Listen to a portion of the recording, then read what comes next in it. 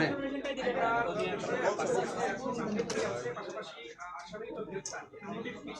মামলা হয়েছে তো।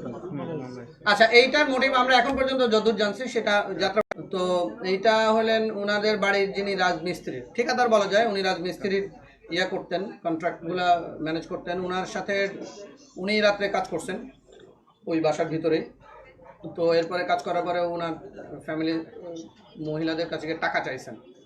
আমরা যেটা এখন পর্যন্ত পাইছি, টাকা চাওয়ার পরে টাকা নিয়ে কথা কাটাকাটির এক পর্যায়ে মানে পাওনা টাকা, মানে তার যে এতদিন ধরে যে কাজ করছে এইটার ভিত্তিতে।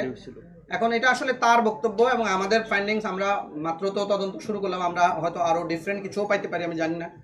আমরা তো সব কিছু খোলা রেখেই আগাচ্ছি।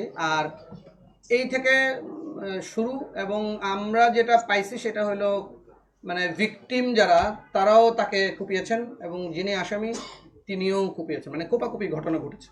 তো এখানে ভিকটিম তো আমি বললাম 4 জন, একজন মারা গেছেন, 3 জন গুরুতর আহত, ইভেন আসামিও আহত, এবং সারা বাসায় মোটামুটি রক্তাক্ত ছিল। এই আমাদের কাছে এখন পর্যন্ত এটা ফাইন্ডিংস। একটা মামলা হয়েছে, আমরা বাকি তদন্ত করবো। আলামত যতগুলো ছিল, মানে ওইখানে দা ছিল, রামদান ইয়াটা চাপাতি টাইপের যেটা, ওইটাও বাসারই, ওই আসামির বাসা থেকে উদ্ধার হয়েছে। তারপরে ছুরি টুরি যা আছে, দা আছে, যা সব উদ্ধার হয়েছে। না, এই ধরনের কোনো অভিযোগ পাইনি।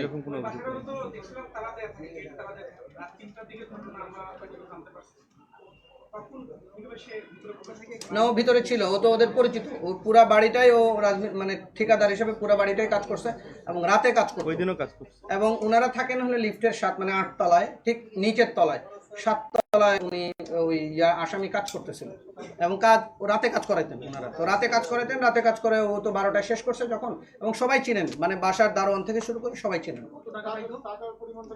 টাকার পরিমাণ এখন পর্যন্ত কনফার্ম হয়নি, ও তো দাবি করছে অনেক টাকা, বাট এখনো পর্যন্ত আমরা কনক্রিট কোনো কিছু পাইনি। ও প্রথমে বলছে 20 লাখ টাকা পায় না 22 লাখ টাকা পায় জানি এরকম। তো আমরা ভিকটিমদের সাথে তো কথা বলতে পারি নাই। আস্তে আস্তে আস্তে আস্তে কথা বললে হয়তো ভিকটিমরা যদি কথা বলার মতো অবস্থায় আসেন, কথা বললে হয়তো আরো তথ্য পাবে। ঠিক আছে, ধন্যবাদ।